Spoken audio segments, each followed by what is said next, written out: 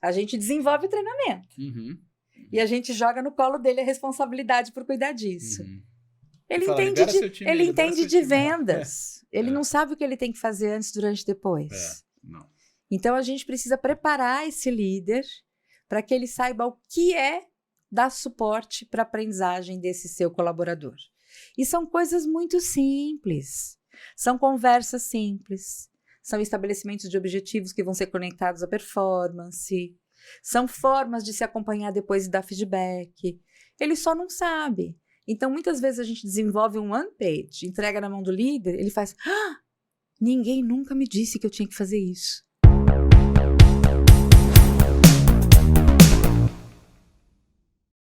Olá, seja muito bem-vindo ou bem-vindo ao Revolcast, o podcast da Revolução da Aprendizagem. Meu nome é Richard Show, sou CEO e fundador da Revo, e eu estou aqui com o grande, misterioso Nilson Figueiredo. Misterioso, eu não estava preparado, depois eu te pergunto por quê. Mas vamos Porque lá. é um mistério, se você é ou não meu amigo. Agora inverteu. Pessoal, bom dia, boa tarde, boa noite. Richard, muito animado aqui com esse episódio de hoje, mais um episódio do Revolcast.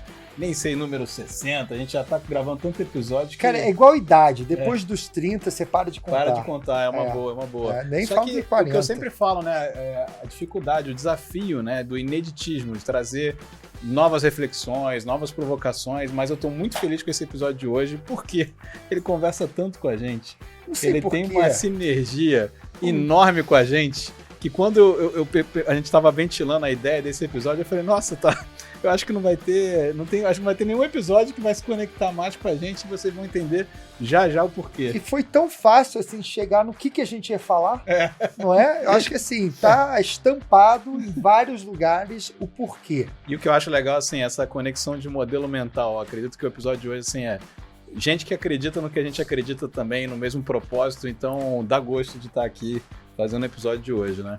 Pois é, e aí, para começar esse episódio, em vez de fazer aquela dramatização, eu vou fazer a pergunta que eu faço em todos os episódios, que sempre tá no final, mas vou trazer para frente, tá?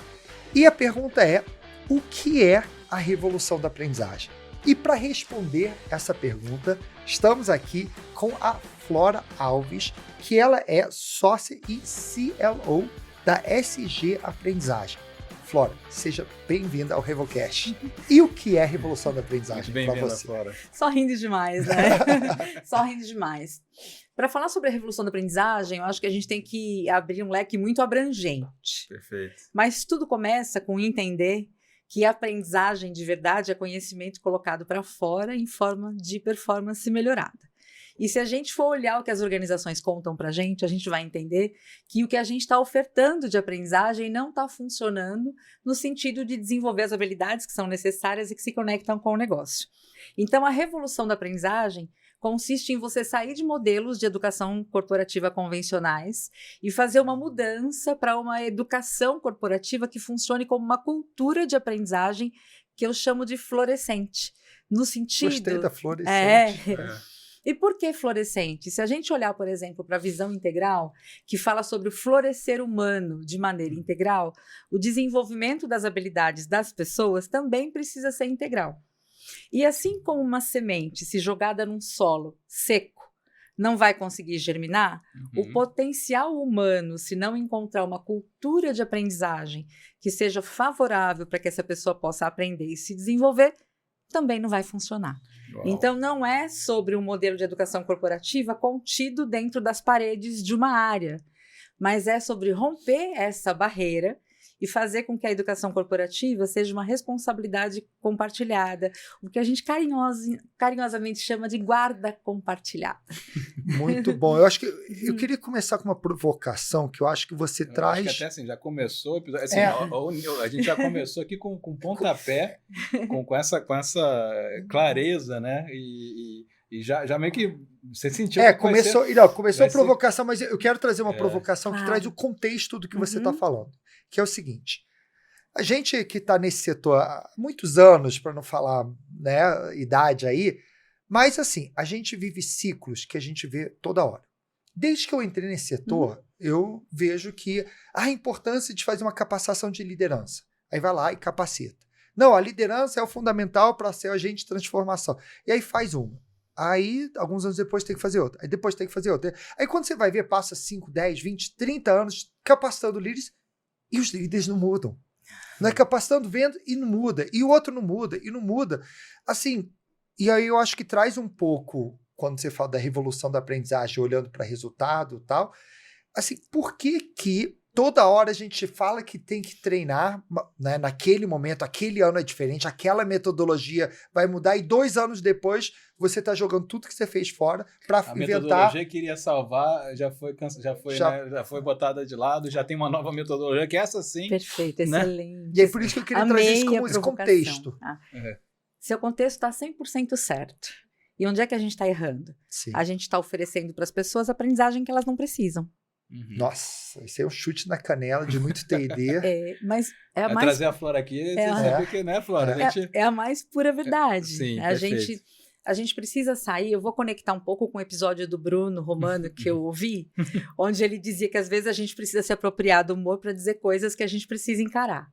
Então, a gente precisa entender que quando o ser humano está dentro de qualquer ambiente, ele tem centenas de coisas ao redor dele que influenciam aquilo que está acontecendo com ele, o contexto. Então, quando eu vou para uma organização, eu tenho que entender o que é que influencia a performance das pessoas ao redor delas.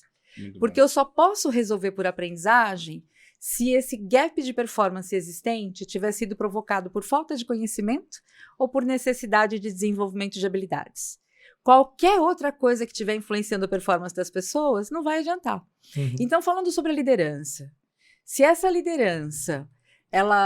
na área dessa liderança existem metas que estão mal desenhadas e que por estarem mal desenhadas não são metas atingíveis, vamos supor que essa liderança seja uma liderança da equipe de vendas. Não adianta você treinar esse cara para ele saber fazer abordagem, ofertar, contornar as objeções que surgirem, porque o que falta para ele não é conhecimento. Ele não está conseguindo se engajar porque ele está vendo que ele vai vender, e ele não vai conseguir chegar no resultado que se espera dele, porque o que está errado ali é a estrutura desse programa de metas incentivo. Então, eu tenho que entender que outras coisas influenciam a performance das pessoas. Então, se eu falo de um treinamento de líderes, por exemplo, em alguns dos meus livros, eu costumo riscar a palavra ou a sigla LNT. Porque quando você diz que você vai levantar a necessidade de treinamento, você está subentendendo que você vai fazer perguntas para encontrar um problema que, by the way, pode ser resolvido por treinamento. Então, você já vai com a máxima de que aquele problema que existe ali vai ser resolvido com aprendizagem. É interessante isso. Isso, na verdade. Você já vai com viés, né? Isso aqui, esse problema, se eu estou levantando necessidade de treinamento, eu já estou pressupondo. Até porque, se treinamento não pode resolver, o que eu estou fazendo aqui? A minha relevância talvez deixe de ser aquela. Então, a gente precisa, primeiro de tudo, voltando para a revolução, eu preciso mudar o mindset. Não só dessa organização para cultivar aquilo que eu chamo de cultura de aprendizagem florescente, mas eu preciso mudar o meu mindset. Porque eu preciso ser um articulador que vai conseguir fazer diagnósticos que levam em consideração a perspectiva 360. Então, eu não vou olhar só para quem me traz a demanda, o tal do briefing, não é? Que muitas vezes já vem, inclusive, com a carga horária necessária e etc. Nossa, a gente como fornecedor recebe esses pedidos assim prontos, né? Automedicação. Né? O que eu preciso é 1 hora de um curso assim. Uma aspirina. É uma aspirina. É uma aspirina. Tá com febre, me dá aí o paracetamol, né? E quando a gente faz isso, a gente está mascarando, muitas vezes, a real necessidade. Perfeito. Então, eu preciso entender, já para falar até em medição de resultados, eu preciso entender qual é o contexto no qual esse indivíduo está inserido, o que é que influencia a performance dele na perspectiva de RH e treinamento e desenvolvimento, na perspectiva da liderança, na perspectiva daqueles que se supõem precisam aprender e na perspectiva de outros stakeholders dessa ação. Entendendo que é um stakeholder da ação de aprendizagem toda e qualquer pessoa ou área que for beneficiada ou prejudicada por uma determinada performance.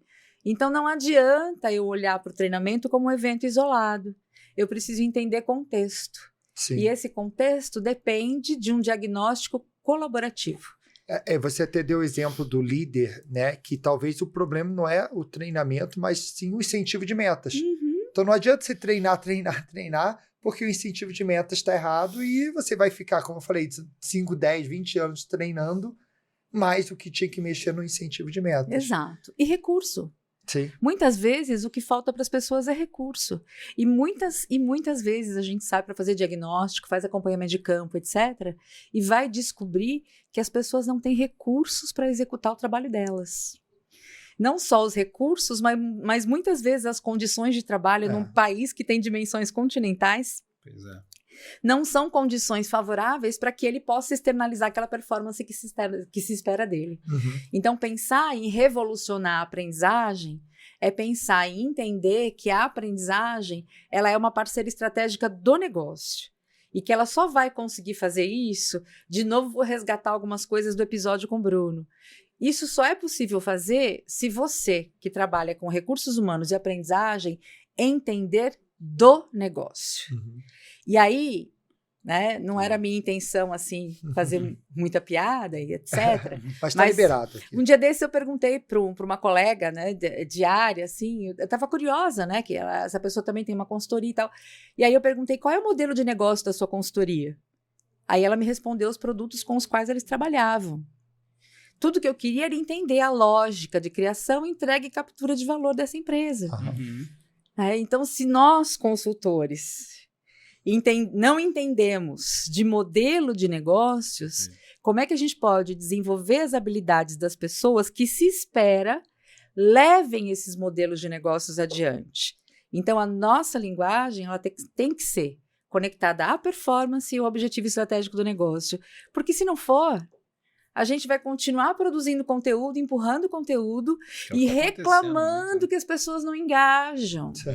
Mas por que as pessoas não engajam? O adulto, ele só aprende se ele quer ou se ele precisa. Se o adulto não se der conta de que aquele conhecimento é relevante para a performance dele, ele não vai se engajar mesmo.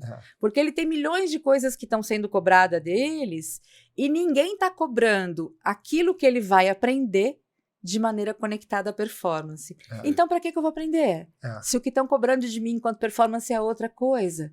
É essa lógica que nós adultos fazemos. Anota essa dica, o pessoal de compliance. Se quer e se precisar, tá? E o precisar não é ser obrigatório no seu relatório. Isso não é meu, é da Elaine Bick. Ela sempre diz isso. O adulto aprende se ele deseja ou se ele precisa. Exemplo. Ou no amor ou na dor. Eu moro em Boituva, cidade do paraquedismo. Suponha que eu morra de vontade de saltar de paraquedas, mas que eu tenha medo. Se o meu desejo for muito grande, eu vou encontrar uma ferramenta para superar o medo. Porque eu quero aprender a saltar.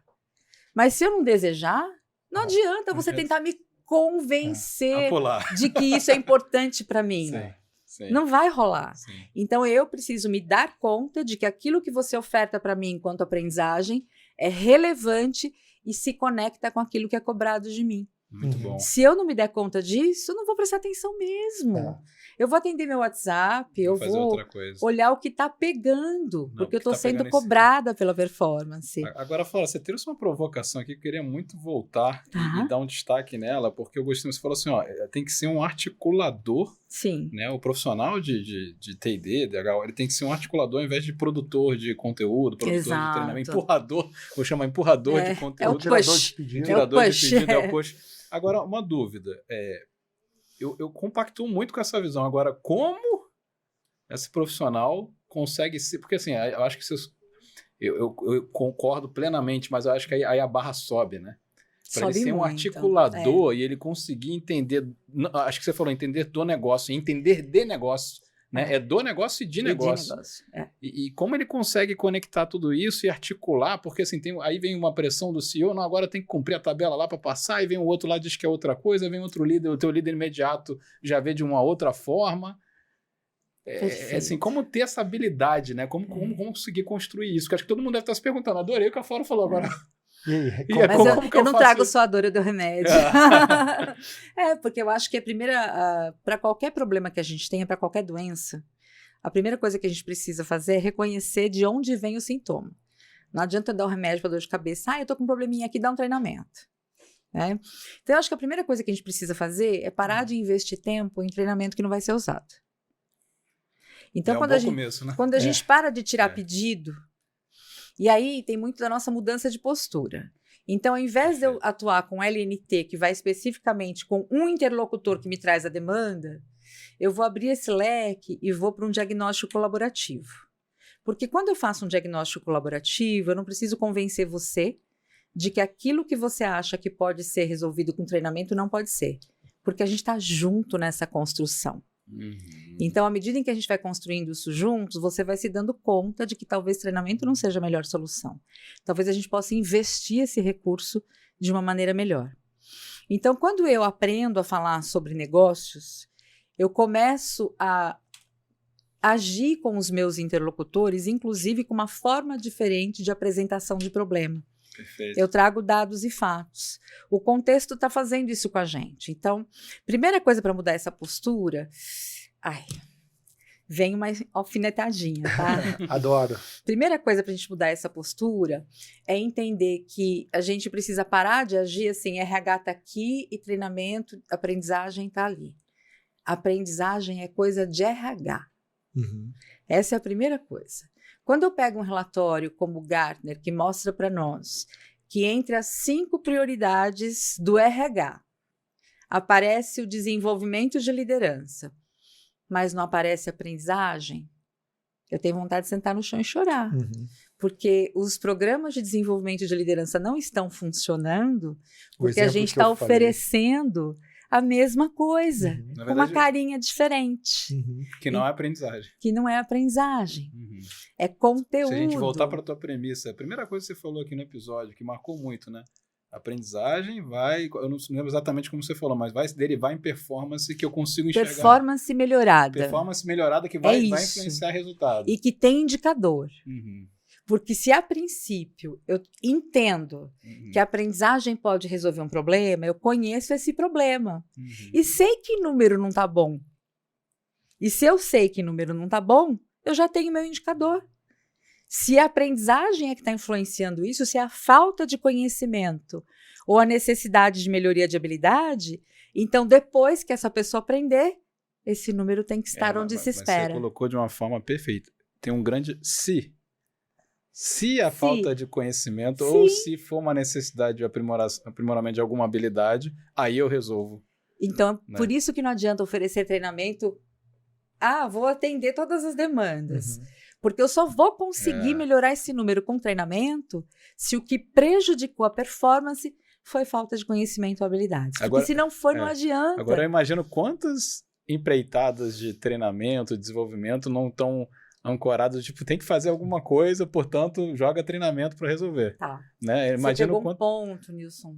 Pode, né? Claro. Entrar naquelas searas mais esquisitas. Claro. Acho que a gente tá aqui para falar disso, mas a gente é a revolução da aprendizagem, a gente tem que aprender o que é isso. Para revolucionar, então, vou voltar para o RH para chegar aqui. Então, RH e treinamento precisa deixar de atuar como esse cara que atua demanda, que atende demanda, e precisa atuar como um consultor de performance. Então, eu tenho que contribuir para a melhoria da performance das pessoas. Então, a minha abordagem é consultiva. E aí eu tenho também uma publicação que mais tarde eu vou falar, eu tenho uma mandala de habilidades que tem a ver com a atuação do consultor de performance, de tal maneira que ele tenha no centro o objetivo da organização, de tal maneira que ele consiga desenvolver essas habilidades para impactar a cultura de aprendizagem que tem pilares específicos. E essas habilidades, elas se agrupam em algumas categorias. Então, uma das categorias tem a ver com essa questão da postura de consultoria e aconselhamento. Então, para que eu consiga ter uma postura de consultoria e aconselhamento, eu preciso desenvolver habilidade com negócios, eu preciso desenvolver habilidade com levantamento de dados, com pensamento crítico, analítico, criativo, para que eu possa montar a minha argumentação, para então eu ir lá para o outro quarto da mandala, que tem a ver com habilidades de interlocução, que tem a ver com negociação, com persuasão, com escuta. Para eu conseguir atuar como esse articulador, eu preciso dominar esse lado de cá. Eu preciso olhar para o negócio, olhar para dados, montar argumentação, e aí eu vou para o meu interlocutor, que é o board, que é a liderança. Porque aí a gente juntos vai encontrar uma melhor maneira de investir os nossos recursos para desenvolver as habilidades que são necessárias num cenário que muda com uma velocidade cada vez maior. Tá aí a famosa IA que não me deixa mentir. Então a gente precisa mudar esse jeito de atuar. E aí tem um outro conjunto de habilidades que eu chamo de letramento digital.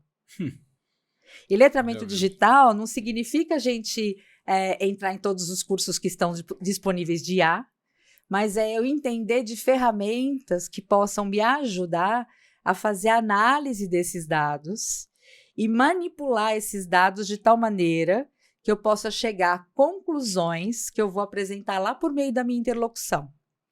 E aí tem um outro quarto dessa mandala que tem a ver com gestão da mudança. Porque a gente não muda, pum, virou a chave. A gente precisa fazer uma gestão da mudança. Sim. E para isso eu proponho um mapeamento do nível de maturidade da cultura de aprendizagem da organização. Que o único jeito da gente saber como é que a gente vai chegar em algum lugar é identificar onde é que a gente está e quais são os passos necessários para a gente chegar lá. Então esse conjunto de habilidades, ele precisa ser desenvolvido por esse profissional para que a gente consiga promover essa mudança. E você acha o que falta nas empresas? É o profissional não estar preparado ou uma clareza melhor da empresa disso ou falta de priorização ou vontade? Eu vou chegar naquele ponto nevrálgico que eu tinha comentado com você. Quando a gente está dentro de uma organização, e vocês sabem disso tão bem quanto eu, ou melhor, a gente tem o contexto organizacional, que é um contexto duro. Ele não tem só os resultados que a gente precisa buscar, e os processos necessários para que a gente consiga chegar nesse resultado, e uma turma super legal que é do RH e treinamento que nos ajuda a fazer isso. A gente tem milhões de questões que estão envolvidas dentro desse cenário. A gente tem interesses pessoais. A gente tem medos, porque as pessoas precisam do seu trabalho. Então, a gente promover essa revolução pode colocar a gente em risco. E esse profissional pode ter medo, ele pode saber o que precisa ser feito, mas ele pode ter receio de dar os passos que são necessários para isso acontecer. E é legal, por isso que você traz a perspectiva da análise do contexto, né? O contexto vai dizer isso, né? Exatamente. Então, a gente não pode individualizar. E, para além disso, a gente tem políticas. E aí eu não estou falando de políticas organizacionais. Eu estou falando de ambiente político na organização mesmo. Quem é mais próximo de quem? Quem vai conseguir o quê?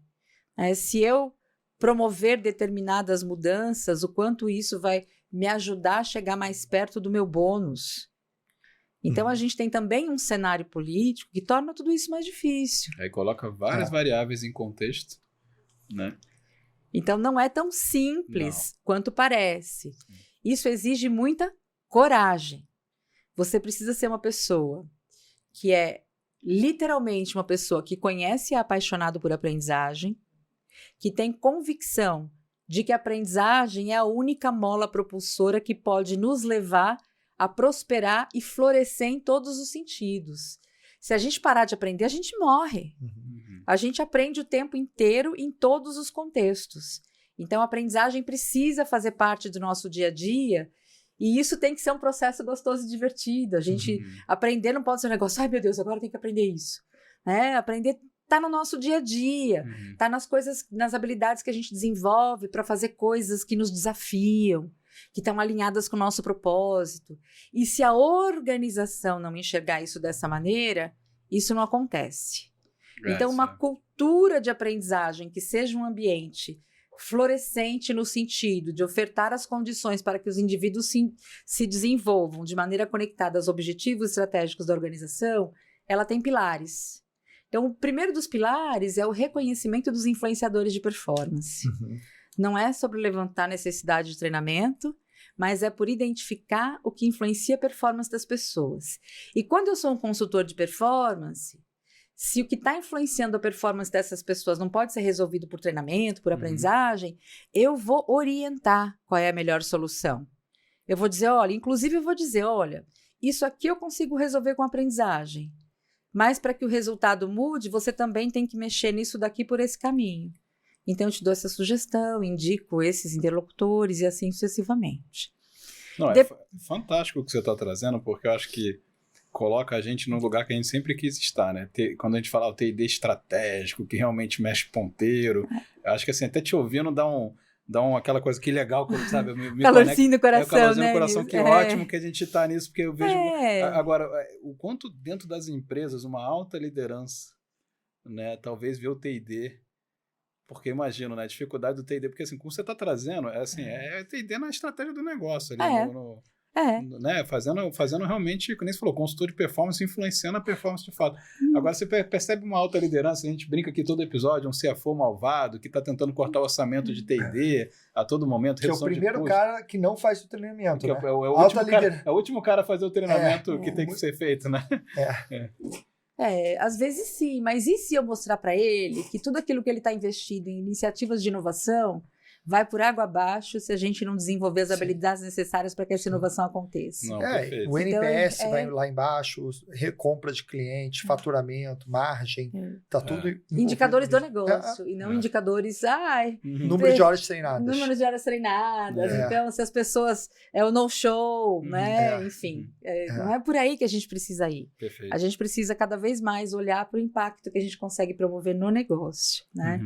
E aí, tem um outro segundo pilar muito importante que é desprezado, e aí eu desafio vocês e quem está ouvindo a gente, corre lá na internet, vai para um evento qualquer, para um congresso qualquer, e vai dar uma olhadinha nas intervenções, nas palestras, nas salas disponíveis, e tenta encontrar para mim um objetivo de aprendizagem específico que deixe claro qual é o recurso que a pessoa vai utilizar para desempenhar qual ação, com qual qualidade ou quantidade ao término dessa palestra.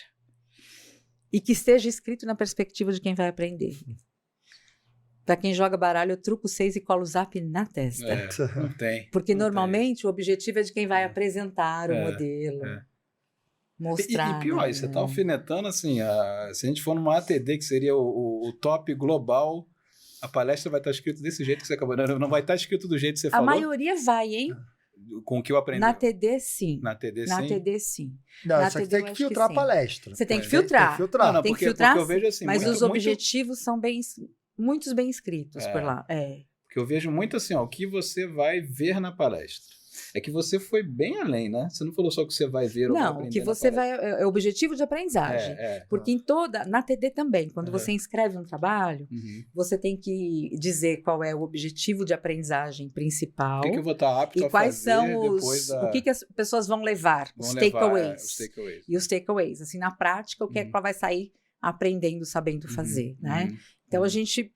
E quando a gente... Por que eu estou falando desse objetivo específico? Porque o segundo pilar da cultura de aprendizagem é que ela esteja conectada à performance das pessoas. E o único jeito de conectar a aprendizagem à performance é tendo objetivos específicos que conectam com essa performance e com objetivos da organização. Muito bom. Se não tiver escrito assim, vai embora. Porque você vai investir seu tempo, pode ser uma palestra super legal, você pode se apaixonar pela pessoa que está ali palestrando, né? E o treinamento pode ser super legal, divertido e tal, mas né? Não vai ter o ponto de vista funcional. Aplicabilidade exatamente. Então, a ideia e o tal do engajamento deixa de acontecer porque a gente desconecta aquilo que vai ser aprendido da performance que é cobrada da pessoa. Por isso, esse é o segundo pilar. O terceiro pilar, esse é um pilar, assim, apaixonante, porque ele fala de segurança psicológica. E segurança psicológica para aprender vai além da segurança psicológica que a gente vem marketeando dentro das organizações. Essa segurança psicológica tem a ver com fazer com que os indivíduos verdadeiramente se sintam confortáveis, primeiro, para sentar aqui e aprender. Porque eu não vou parar tudo que eu tenho para fazer e vou aqui dedicar tempo ao meu aprendizado se eu não me sentir seguro, se eu não tiver certeza de que isso em algum momento não vai interferir na minha avaliação ou em outros aspectos do meu dia a dia. Então, o líder, a liderança, tem um papel fundamental nessa cultura, porque essa liderança, ela não está presente só não precisa estar presente só no momento da intervenção, mas a aprendizagem é o processo. Então, a liderança precisa, inclusive, ser preparada para as 4 fases de aprendizagem.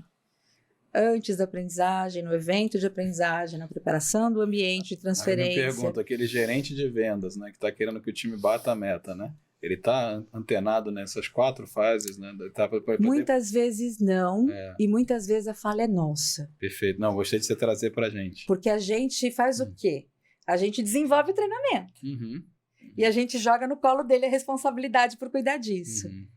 Ele entende de vendas. Ele não sabe o que ele tem que fazer antes, durante e depois. Não.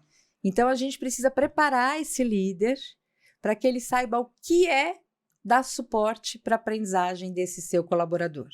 E são coisas muito simples. São conversas simples. São estabelecimentos de objetivos que vão ser conectados à performance.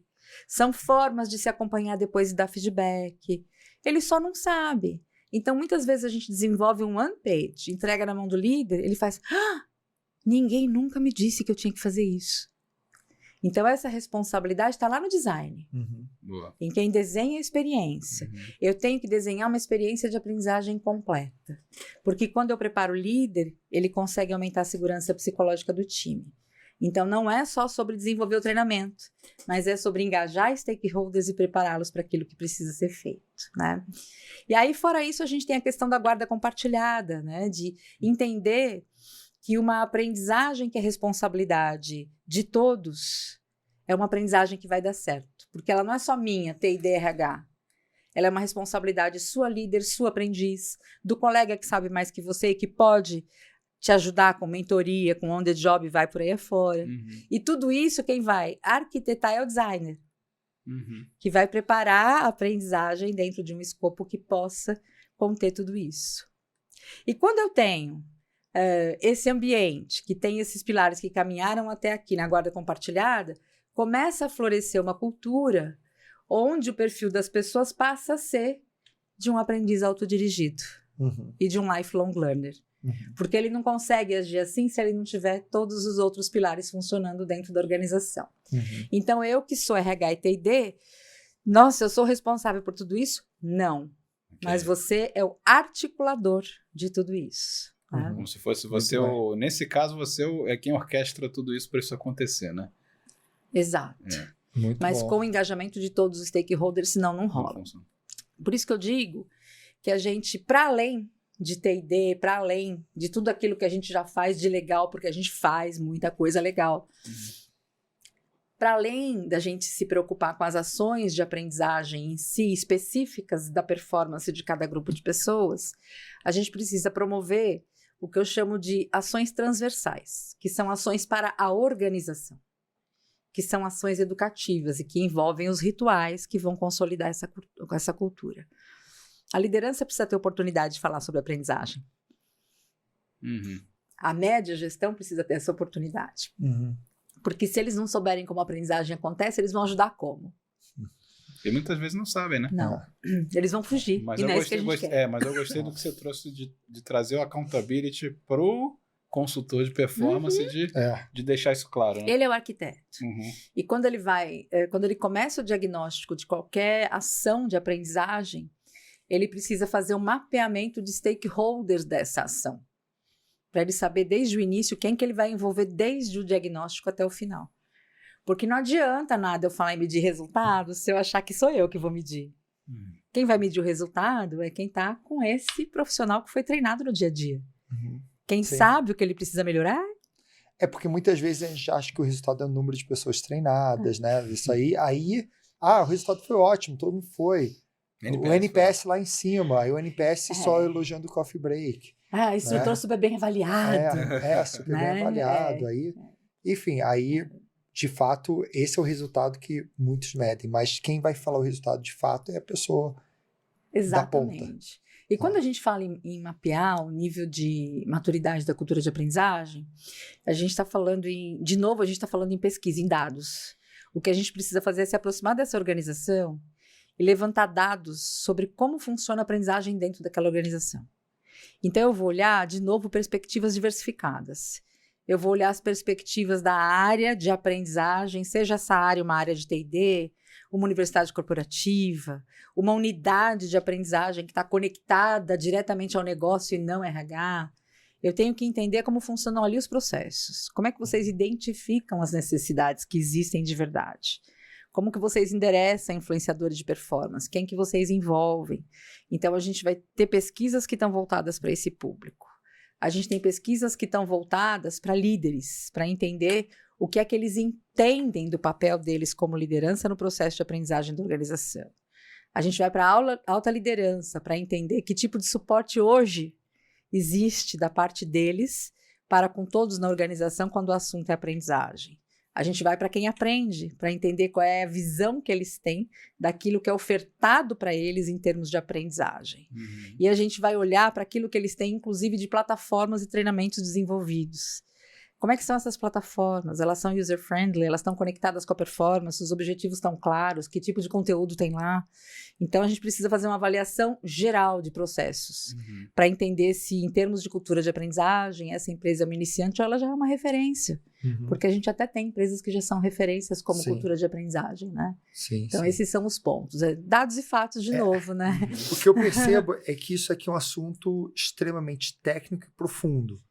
Não é um assunto assim que é fácil de você absorver, não é só ouvindo esse podcast. Não é só e aí ouvindo podcast. eu acho que o legal da gente trazer você aqui e falar disso é que você desenvolveu muito disso nos seus livros, não é? É verdade.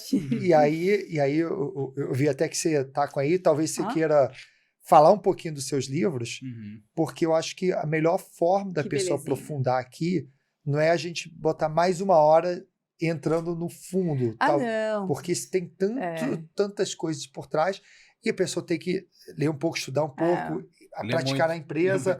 Ler mais. E eu acho que seria um bom momento de você falar um pouquinho dos conteúdos que você tem desenvolvido nessa área. Boa. Mas eu vou deixar vocês abrirem um laço de fita, porque isso é um presente pro time da Revo. Que demais. Senão não tem graça, né? Hoje a gente vai dividir aqui, metade. Metade.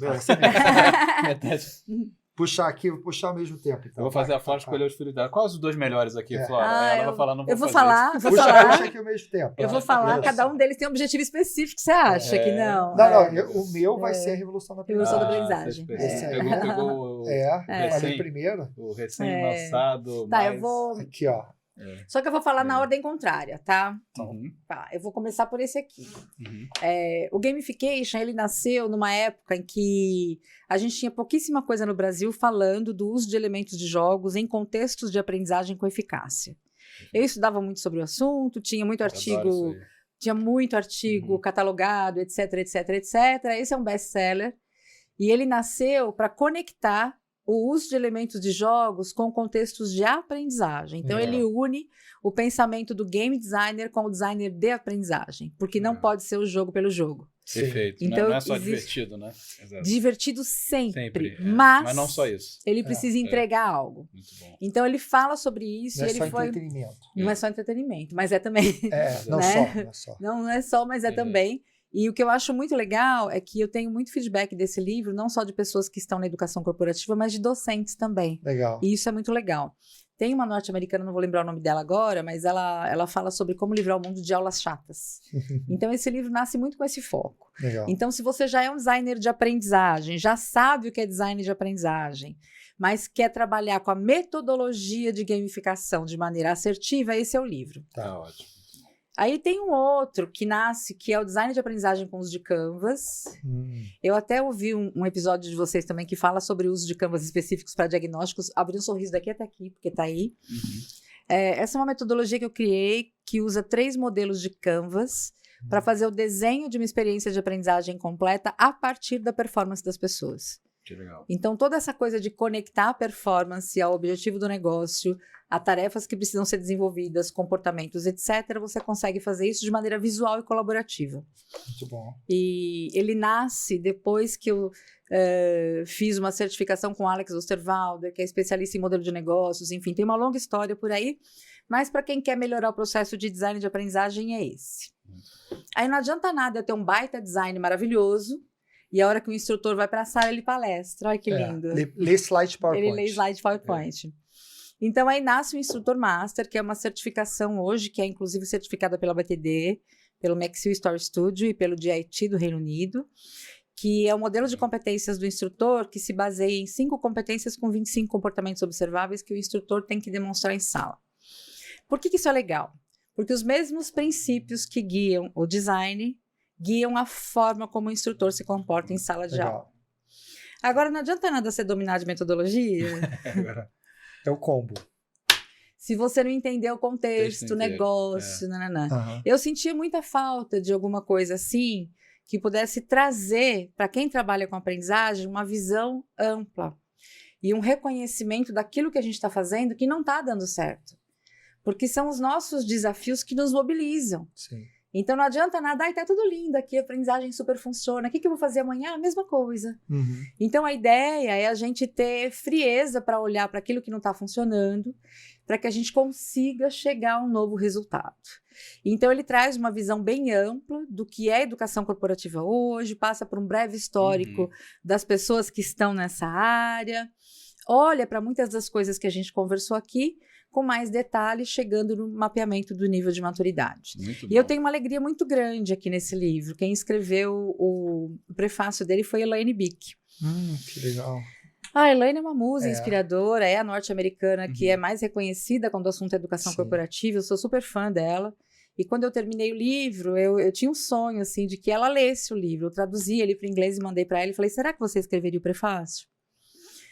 Não, eu já tinha, né? Então, mandei e ela falou, poxa, o deadline está muito curto. Se eu conseguir ler, eu escrevo, né? Aí eu respondi, nossa, um parágrafo seu significa o mundo para mim. E ler o prefácio dela me levou às lágrimas, porque ela realmente reconhece o valor da obra. E depois desse reconhecimento, eu consegui apresentar a obra para a TD Press, que hoje é uma obra da TD Press, que está sendo traduzida agora. Então, nossa expectativa é que esse filhote, que a gente revolucione a aprendizagem no mundo, afora. Sim, adorei o nome.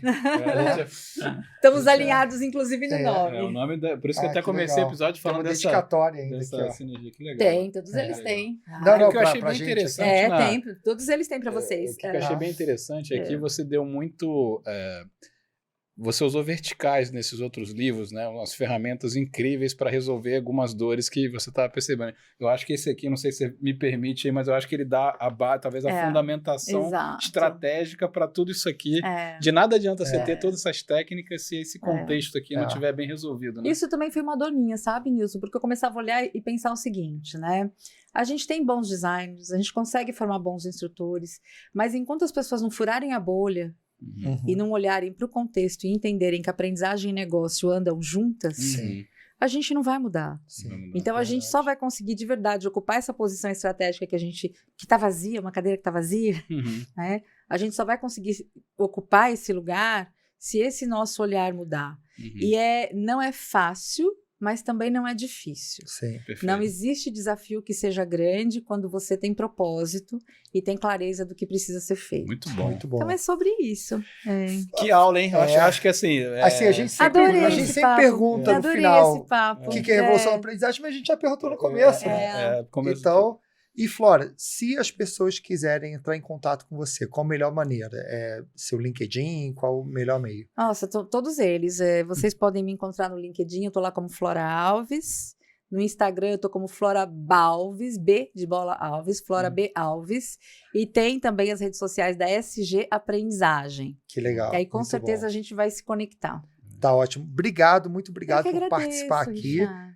Obrigado também pelo carinho e presente aí dos livros. Espero que seja útil para o time da Obrigado por se conectar com a gente no nível até do propósito, da filosofia. Acho que isso só ajuda muito mais a gente enaltecer a nossa parceria. Com certeza. Essa conexão de pensamentos. E vale a pena dizer que ela está no nosso catálogo, né? E se você quiser conhecer um pouquinho sobre o ciclo de experiência de aprendizagem completo, para entender como é que a gente começa, é só dar um pulinho lá na série que está na Revo. Eu estou lá junto com a Mônica Almeida, com uma série bem legal para vocês. Um primeiro passo sensacional. A gente está muito feliz também. Obrigada. Obrigado. Obrigada a vocês, prazerzaço. Nilson, Eu ia perguntar, você é um profissional de T&D ou você é um consultor de performance? Eu já levei isso, assim, se a Flora Adorei permitir, esse- eu já levei para minha caixa de ferramentas. É. E agora eu se ela me permitir, vou usar esse nome, vou só falar isso agora, É. vou dar os créditos, vou falar, mas depois que eu peguei esse consultor de performance, e eu acho que reforça, né, a questão do consultivo, ser consultivo a todo momento. É.